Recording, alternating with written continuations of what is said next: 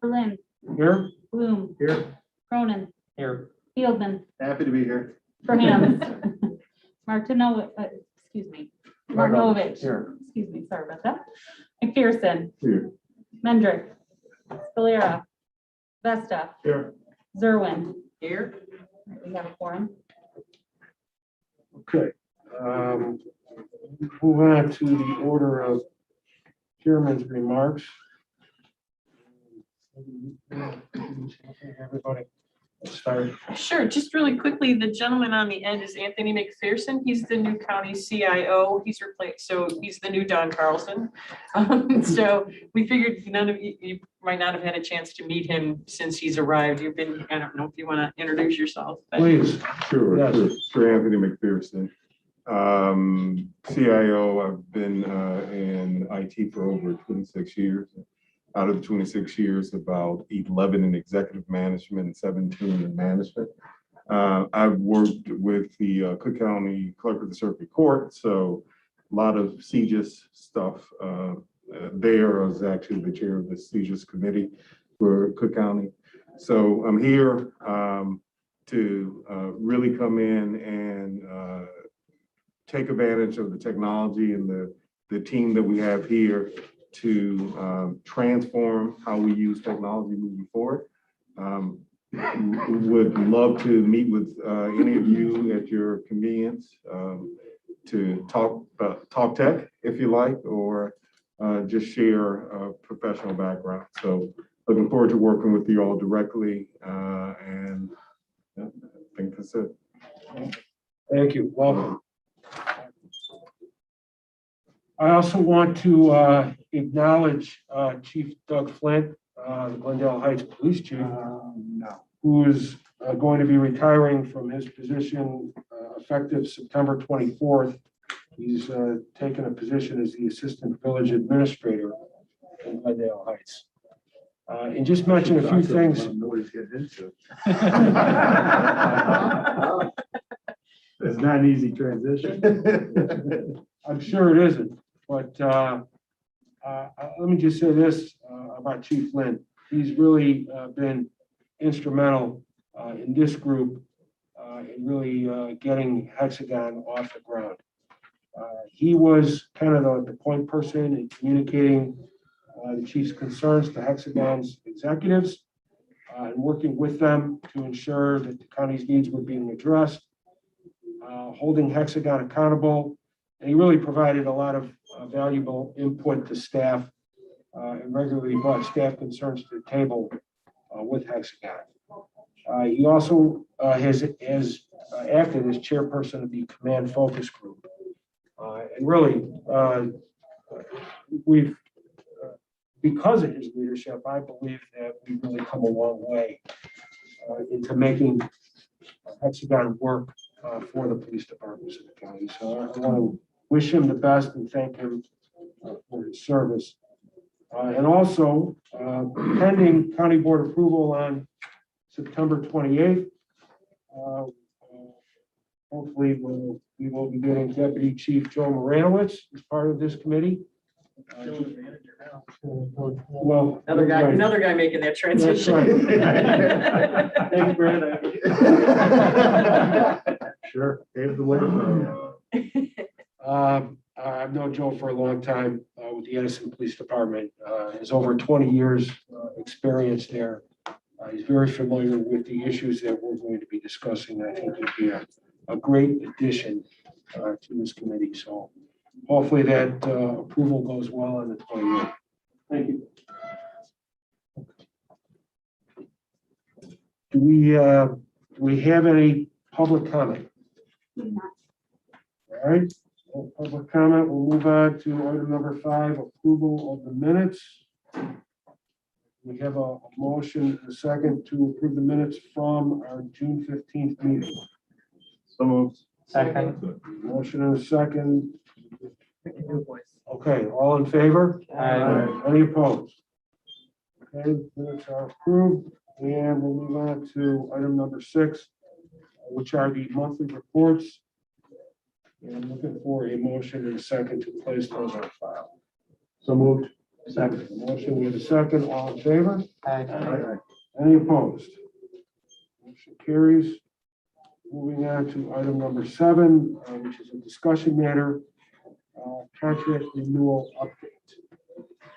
That's me. Lead off. That's me. Please. So ETSB, at their, not last meeting, the meeting before, there was some money left over in the budget from the old Delta Works contract. The contract was expired, so the board approved a new contract to have Delta Works review the current contract that's pending with Hexagon. That money isn't part of your budget for the next fiscal year, but it will be in pending years. And I think, I don't want to speak for Dave, but the work that Matthew and Jordan, but Speak for any day you want. but I think, our first meeting with Delta Works and Mike Galvin, after he had a chance to review the contract, was well worth the money because he had this Excel spreadsheet with all of these things and, so we're looking forward to having that put together. And one of the things that we're discussing too, that I think is pertinent to this group is the RSA is being built into that contract renewal. However,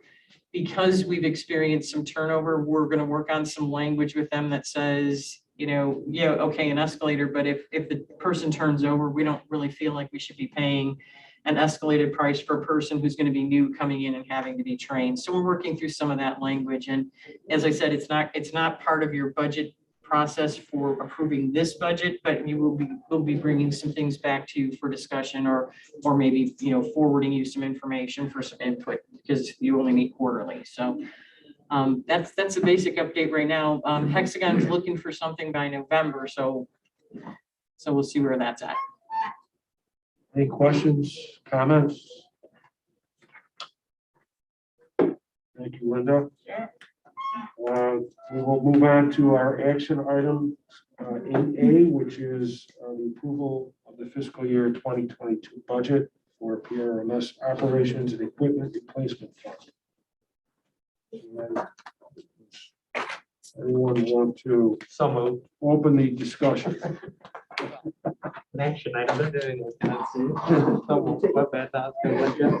So we put together a budget estimate this afternoon for the committee here to take a look at. The county's fiscal year 22 will begin December 1st. So we're in budget season here at the county. Particular to this committee, PRMS and our dues costs. We determined salary expenses to be up 2%, maintenance 3%, and we are recommending to make a contribution to the equipment replacement fund. One of the things that we did was when we met internally, we decided that a cost of $545,000 would be taken out of the equipment replacement fund. So to help reduce some of the contributions that the members make, we think that's prudent at this point. It still keeps us on track, making our $3 million goal of setting aside enough money in the reserve fund. Overall, bear with me one second. The PRMS fund is down $60,477.58. Represents a 4% decrease. I want to call your attention to, I thought somewhere we had on here number breakdown, which is right here. So once we calculate these costs with the total PRMS costs, we determine a cost per user as $895.48 based on this budget. Is that in the packet? It is. It's 24th page, I think. There it is. Thank you. On page 3 in the packet, we also listed out what the reserve balance. We had a question about that last time. Based upon where we were at for fiscal year on 20 and the contributions for 21, we should be right at $1 million at the end of 21. And there's a schedule there that shows how we'll get to fiscal 26, year 8, to have that $3 million to the side. We come up a little bit short. You can see in fiscal 22, the refresh of $545,000 is in there. But that amount that we come up, a little light on is pretty minimal. And we have some time to make that up, so. That's our recommendation for the fiscal 22 budget.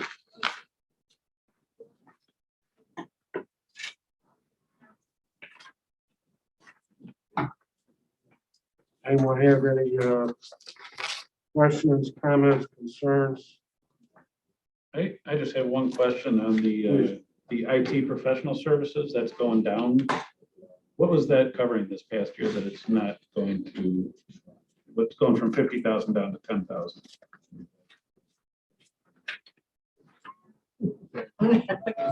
We've always had a line item in there to cover any kind of unexpected additional costs from IT services need. We have used it in the past for several things. However, next year with doing the upgrade, the software and the hardware update, we don't need that amount. I'm anticipating less than $10,000 in expenses next year for that line item. Thanks.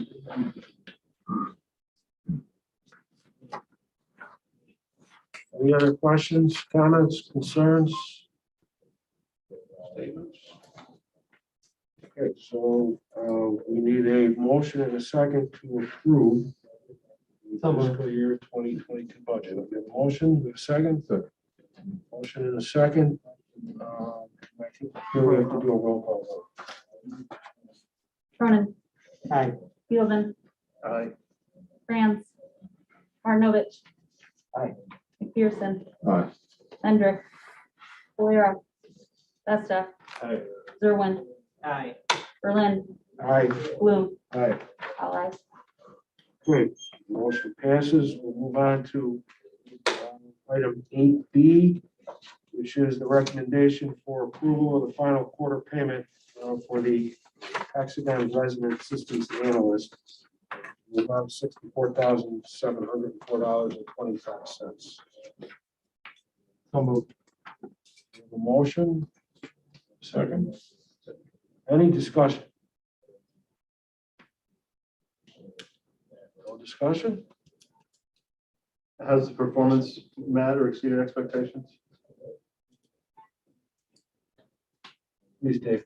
It has exceeded expectations with the RSA.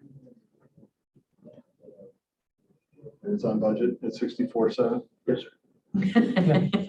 I'm trying to find some that came all the way out here.